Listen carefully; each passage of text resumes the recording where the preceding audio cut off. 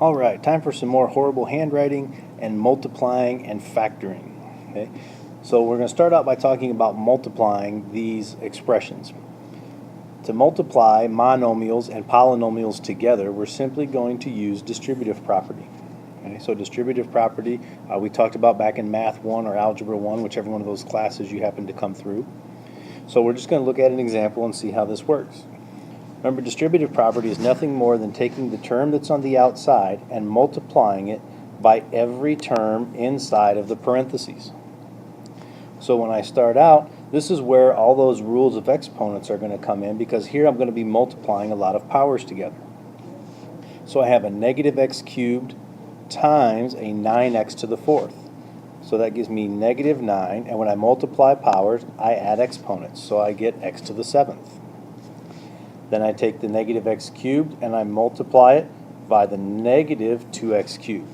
So a negative times a negative is positive, and that gives me 2x to the 6th. Again, I'm multiplying the powers, so I'm adding the exponents. And the last piece is the negative x cubed times the positive 7, so that's a negative 7x cubed. Okay? So remember, multiplying a monomial with a polynomial is nothing more than using the distributive property, multiplying that single term by all of the terms in the parentheses, and making sure that we're keeping the signs in front of each term as part of the factor. Okay? And also that we're multiplying powers just like we did in the last chapter, so those rules for exponents take over. So let's look at a second example. What is a simpler form of negative 2a times the quantity 3a to the fourth minus 2a plus 7? So again, we're taking this monomial of a negative 2a and we're multiplying it by all of those terms, that whole polynomial. So I start by multiplying it with the first term. Negative 2 times 3 gives me negative 6. A times a to the fourth is going to be a to the fifth. Negative 2a times negative 2a. Negative 2 times negative 2 is positive 4. A times a gives me a squared. And the last one is negative 2a times 7. Negative 2 times 7 is negative 14, and I keep the a. So there is our new polynomial that is the product of those previous two. Okay?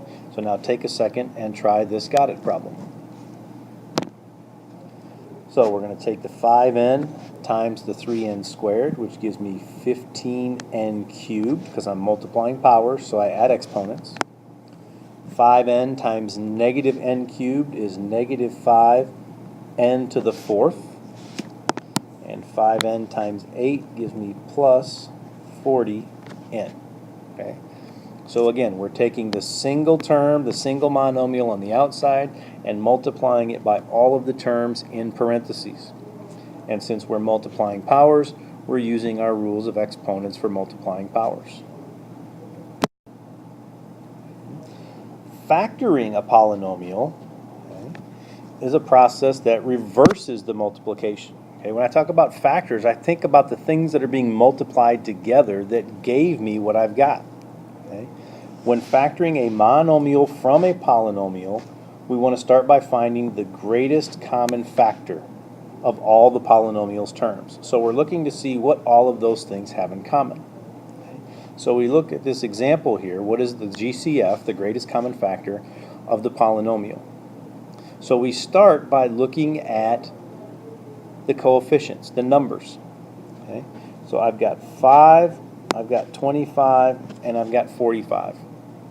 So one method for finding that greatest common factor is to prime factor all of those things. So I've got 5, 25, and 45. Okay? Well, 5 is already a prime number, so I don't have to break that down. 25 is 5 times 5. Okay? 45 is 5 times 9, which is 5 times 3 times 3. And the greatest common factor is whatever those prime factors have in common. So I've got 5, this has a 5, and this one has a 5. Okay? And that's the only thing that's common to all of them. So I know that my GCF, part of it is going to be a 5. Okay? The next thing I do is I look at the variable portions. Okay? If I look at the variables, I have x cubed, x squared, and I have x. Well, x cubed is x times x times x. X squared is x times x. And x is just x. So again, I look for what do all of them have in common. Well, I've got an x in each one of them. And even though there's more x's in the first two, I don't have any more x's to match up in the last one. So the greatest common factor is that one factor of x that they have in common. Okay? So the greatest common factor of that polynomial is 5x. That's the largest factor that I could take out of all three of those terms. Okay? So notice that in terms of the variable, the greatest common factor in the variables was simply the smallest exponent or the smallest power of that variable that was there. The smallest power I have in this expression up here is the x, and that x turns out to be part of the greatest common factor. Okay. So let's look at example 4. We want to factor the polynomial, which means we want to take it and rewrite it as multiplication by finding the greatest common factor. So I need to start out by deciding what is the greatest common factor in 6, 9, and 15, meaning what's the largest number I could divide all of them by. That's the other approach. If you don't want to write out all those prime factors, you have to think about the largest number that you could divide 6, 9, and 15 by. Okay? And the greatest common factor between 6, 9, and 15, the biggest number that comes out of all of them, is going to be 3. Okay? So I know that I'm going to take out a common factor of 3. Remember, we just said on the last example that in terms of the variable, the greatest common factor of the variable is the smallest power. So the greatest common factor of x is going to be the x squared. Okay? Now when I factor, it means I'm writing it as multiplication. So my thought process is, what am I multiplying with that 3x squared that's going to give me back what I started with? So factoring is kind of like thinking in terms of division. If I had 6 and I divide out a 3, what's going to be left? Well, it's going to be a 2. If I had an x to the 4th and I divided that by an x squared, what does that leave me? Well, rules of exponents tell me that's going to be an x squared. Okay. I've got a minus 9 and I divided out a 3. So minus 9 divided by 3 is a minus 3. I had an x cubed and I factored out an x squared, which means I'm going to be left with an x because x cubed divided by x squared is x. I had a 15 and I divided out a 3. That's going to leave me with 5. And if I take x squared divided by x squared, well, that's just 1. So there is no more x term. So this product represents what we call the factored form of that polynomial. It's the greatest common factor times this polynomial. Okay? So let's look at another one. So try to get the hang of this here. Okay? Factored form of 3x to the 4th minus 9x squared minus 12x. So again, I'm starting with the coefficients, 3, 9, and 12. And what's the largest number that all of those have for a factor? Well, 3 doesn't have any factors other than 3 and 1.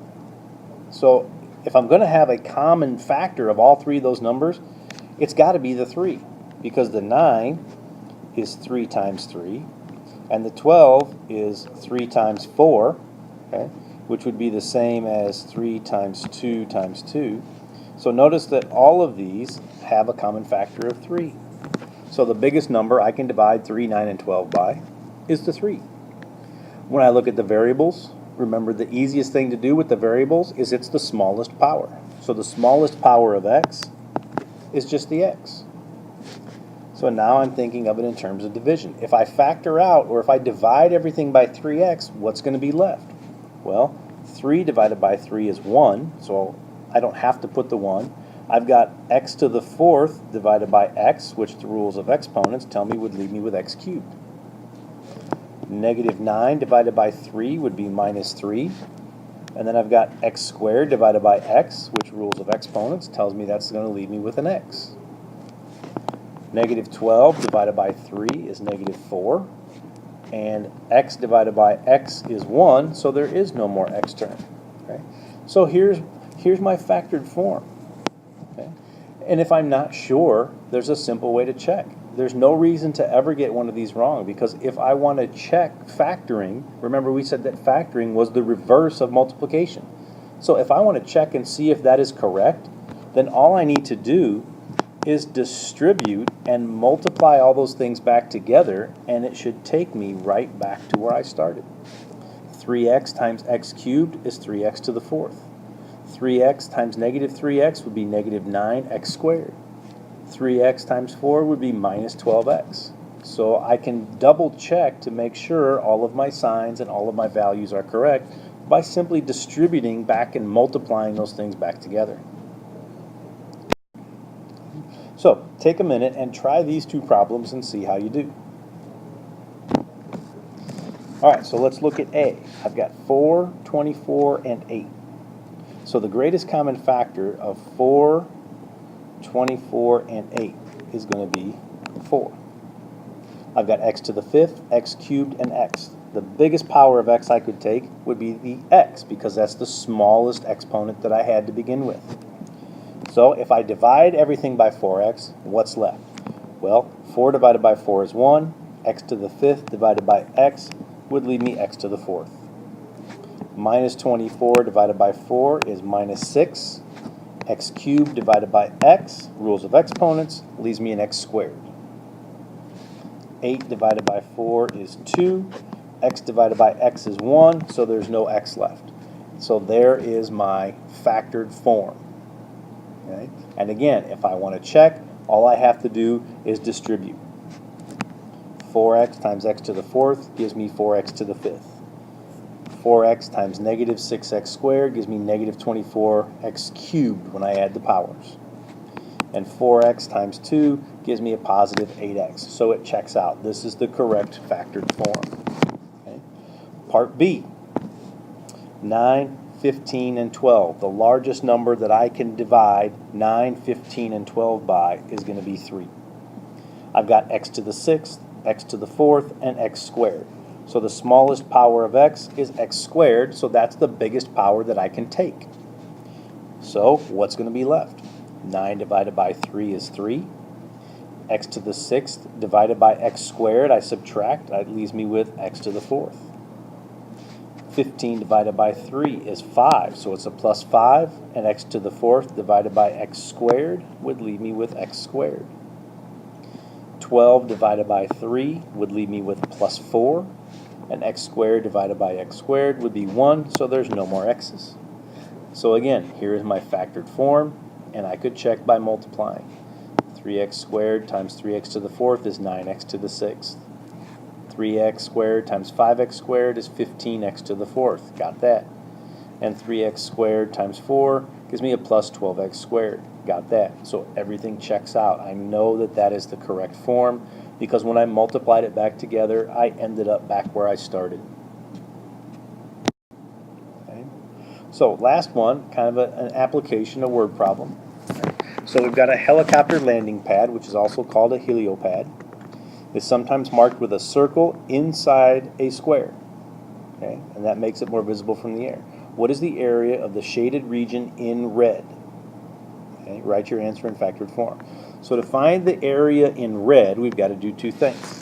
Okay, we need to take the area of the square and then subtract off the area of the circle. Okay.